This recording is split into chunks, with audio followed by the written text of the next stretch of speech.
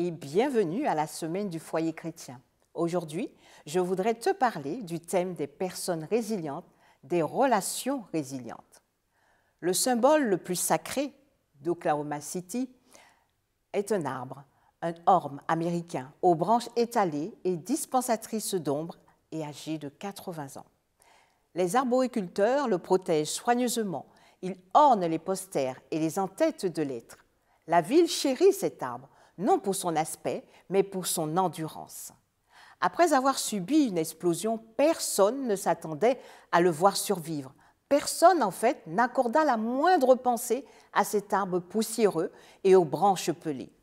Et pourtant, il se mit à bourgeonner. Des rejetons traversèrent son écorce meurtrie. Des feuilles vertes repoussèrent la suie grise.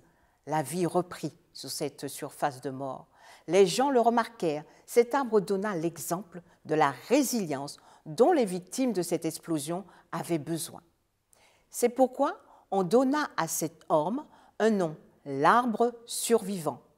Aujourd'hui, de nombreux mariages, de nombreuses relations familiales dans l'Église et en dehors subissent le même genre d'attaques, d'intimidation et de violence, ce qui menace leur existence même.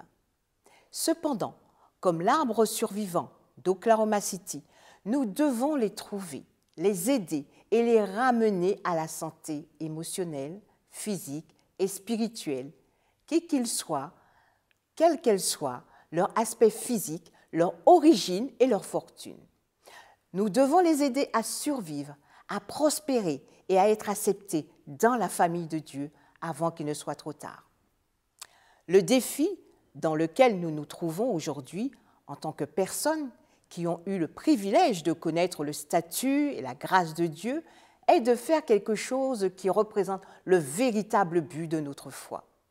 Comment être des personnes résilientes avec des relations résilientes? Nous devons être décidés à ne pas être comme les scribes et les pharisiens qui mettaient les petites choses en premier alors que tant de familles sont plongées dans un désespoir profond et dangereux.